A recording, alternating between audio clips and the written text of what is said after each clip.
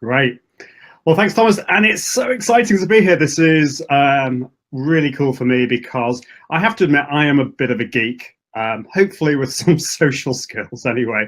And I'm totally in love with BeLive. I think it's a great tool. In fact, I think one of the things about BeLive is they almost make it too easy. And I'm one of these people that likes to probably overcomplicate things. So I'd love to hear from you just in the comments. If you like to overcomplicate things, just let me know.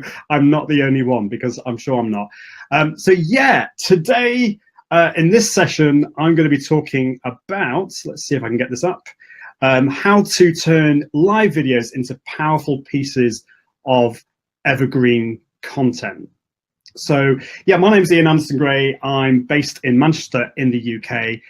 And as I just said, I have a blog called Seriously Social, and that's at iag.me. And my particular focus is social media tools and live video tools. And my passion really is to try and help people become more productive with their time on social media, and so also to make it easy for people, because the problem is with social media and live video, it can be quite complicated, and that's one of the things I love about BeLive. It just makes it really, really easy. So great. Oh yeah, okay, that's cool. Jeff says me too. I'm not the only one that makes things too complicated. But in a sense, you know, BeLive, what BeLive does is it makes something that actually is really quite complicated.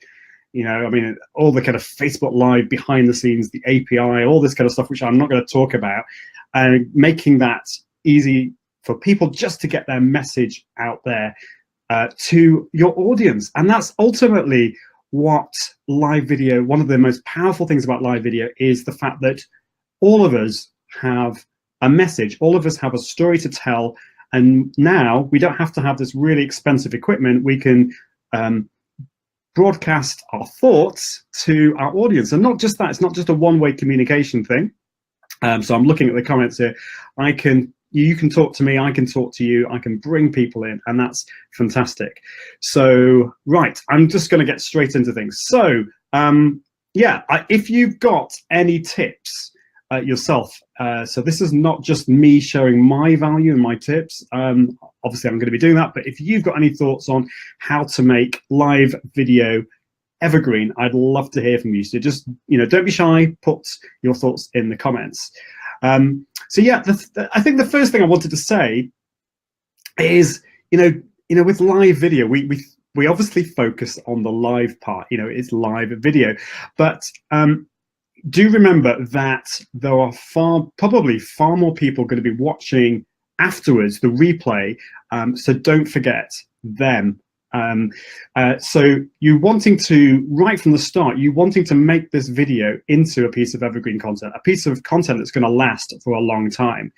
So as I'm sure lots of people have been saying today, you know, the first people to watch your live video are not going to be live viewers. It's going to be the replay viewers. So address them first. Say hi, thanks so much for joining us, for watching the replay, and then go straight into what you're going to talk about, so that you're just aware of people's time. You're getting straight into that. So yeah, just focus on the replay viewers at the start. That's really, really important. And I know it's tempting to kind of like get into the comments and welcome people as they come in. I'm not saying you shouldn't do that, but do focus on the value, focus on the replay viewers as well as the live. Right, okay, so the next thing I was going to talk about is, what was the next one? So yes, number 3 is more people will watch the replay than the live, so do remember them. Right, so the next one is, remember that most people, and I would like to hear from you if you are one of these people who watches videos silently. Okay, there must be at least all of you here probably watch videos silently to begin with, just to see whether it is something that you want to watch. So do remember that right from the start. You know, one of the things that you can do is to upload the captions after you go live. So once the live video, once you've broadcasted via BeLive or whatever platform you're using, you can then go and switch on the automatic, Facebook actually will automatically generate captions for you. It doesn't always get it right, but it's pretty good. So do check that out, because that means that when people watch the replay later on, they will see the captions straight away. Now, the bit of a tip, if you want to use a premium service such as rev.com, they charge about, I think it's $1 a minute for the transcription service. They will actually give you this SRT file that you can upload to Facebook.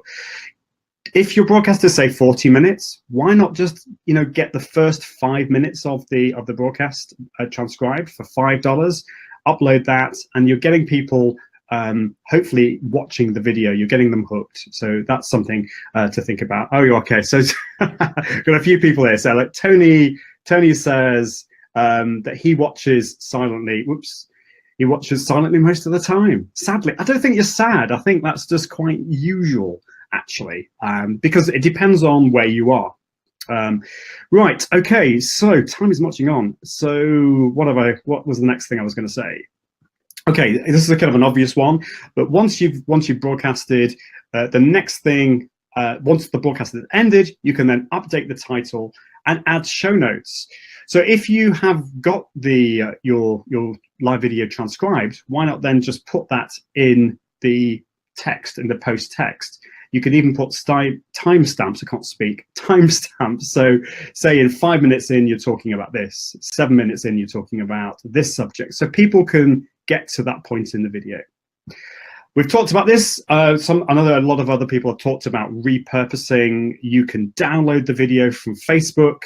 You can repurpose it. You can split and mix.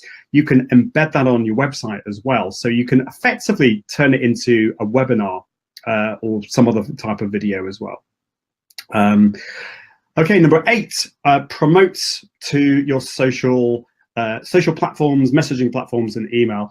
Now, if you schedule your broadcast using BeLive, you can always grab that link and promote to Twitter, LinkedIn, or whatever. But you can also do this after the event. So tell people to watch, that they can watch the replay and link to it, because actually quite often I find that people get confused as to where the replay is. So keep promoting that.